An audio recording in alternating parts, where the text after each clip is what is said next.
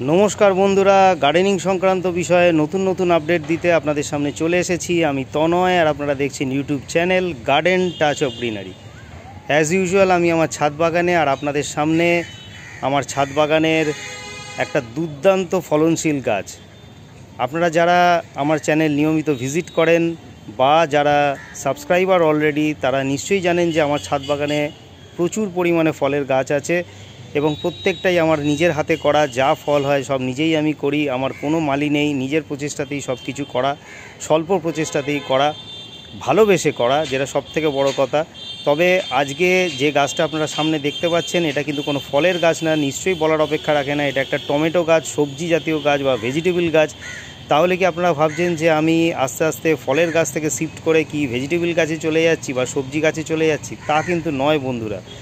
আমার ছাদ বাগানে কিন্তু এই যে গাছটি দেখছেন এটা আপনারা শুনলে হয়তো অবাক হবেন, এই টমেটো গাছ কিন্তু আপনা হতে হয়েছে। আমি কিন্তু এই গাছের চারা কোনো জায়গা থেকে এনে বসাইনি বা কোনো টমেটোর বীজও কিন্তু আমি মাটিতে ফেলিনি, আপনা হতেই হয়েছে। এবং আপনারা যদি বিশ্বাস না করেন তাহলে আমি বলবো যে আমার চ্যানেলে ভিডিও সেকশানে গিয়ে আপনারা একদম প্রথম দিকের ভিডিওগুলো দেখুন, তার মধ্যে কিন্তু প্রচুর টমেটো হয়েছে এই রকম ভিডিও কিন্তু আছে আমার প্রথম দিকের ছাদ বাগানে। সেইগুলোও কিন্তু প্রত্যেকটা গাছ কিন্তু আপনা হতে হওয়া, কোনোটাই কিন্তু আমি গাছ কিন্তু কিনে এনে বসাইনি বা বীজ থেকে করিনি।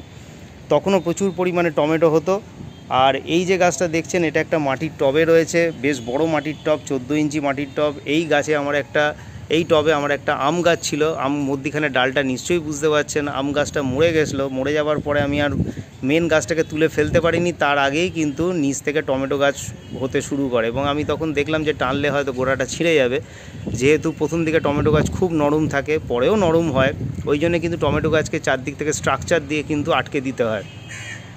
স্ট্রাকচার যদি আপনারা না দেন, এরকম কোনো কাঠের বেড়া জাতীয় জিনিস যদি না করে দেন, সুতো দিয়ে বেঁধে না দেন, তাহলে কিন্তু টমেটো গাছের পাতা কুঁকড়ে যাবে, ফল কিন্তু আসবে না। এটা কিন্তু অবশ্যই মাথায় রাখবেন, যারা টমেটো গাছ করবেন ভাবছেন বা করেছেন অলরেডি, তাদের জন্য এটা কিন্তু অত্যন্ত গুরুত্বপূর্ণ টিপস। টমেটো গাছকে কিন্তু অবশ্যই সাপোর্ট দিতে হবে, সাপোর্ট ছাড়া কিন্তু টমেটো গাছ কিন্তু একদম ভালো হবে না, পাতা কুঁকড়ে যাবে।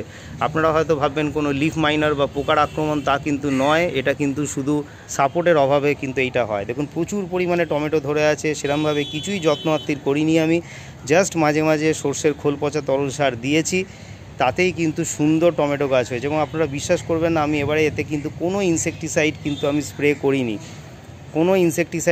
স্প্রে করিনি, তাতেই কিন্তু টমেটো গাছ কিন্তু ভীষণ সুন্দর হয়েছে।